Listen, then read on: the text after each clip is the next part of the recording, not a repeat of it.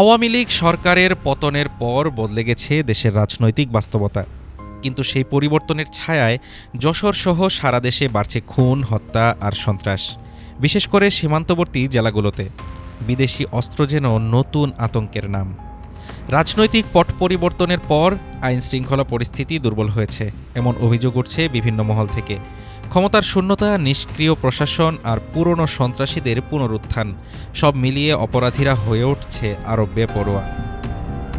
গত ৫ জানুয়ারি যশোরের মনিরামপুরে ব্যবসায়ী রানা প্রতাপ বৈরাগীকে ডেকে নিয়ে খুব কাছ থেকে ৪ রাউন্ড গুলি করে হত্যা করা হয়। এরপর গলা কেটে নিশ্চিত করা হয় মৃত্যু। ফরেনসিক রিপোর্ট বলছে ব্যবহৃত হয়েছে 6.5 বিদেশি পিস্তল। এর মাত্র ২ দিন আগে যশোর শহরে গুলি করে হত্যা করা হয় বিএনপি নেতা আলমগীর হোসেনকে। এই হত্যায় ব্যবহৃত অস্ত্র বেরেটা M9, একটি অত্যাধুনিক বিদেশি পিস্তল। গত বছরের জানুয়ারি থেকে চলতি বছরের ৫ জানুয়ারি পর্যন্ত যশোর জেলায় ঘটেছে ৬২টি হত্যাকাণ্ড। এর বেশিরভাগেই ব্যবহৃত হয়েছে বিদেশি আগ্নেয়াস্ত্র।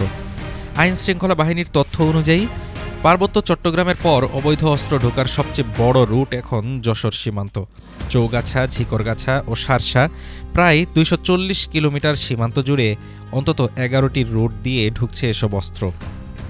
বিহার, পশ্চিমবঙ্গ ও অন্ধ্রপ্রদেশে তৈরি করা কাট্টা থেকে শুরু করে 9mm ও 6.5mm পিস্তল সবই আসছে সহজেই। ধরা পড়ছে মূলত বাহকরা, আড়ালেই থেকে যাচ্ছে মূল কারবারি ও ব্যবহারকারীরা। মানবাধিকার কর্মীদের মতে, নির্বাচনের আগে যদি অবৈধ অস্ত্র নিয়ন্ত্রণে আনা না যায়, তাহলে পরিস্থিতি আরও ভয়াবহ হবে।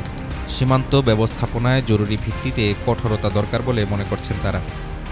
আওয়ামী লীগ সরকার পতনের পর নতুন বাংলাদেশের পথে হাঁটছে দেশ, কিন্তু প্রশ্ন থেকেই যায়, এই যাত্রাপথে সন্ত্রাস আর বিদেশি অস্ত্রের লাগাম কে ধরবে? নিরাপদ হবে তো সাধারণ মানুষের জীবন? Desk report, Dhaka today.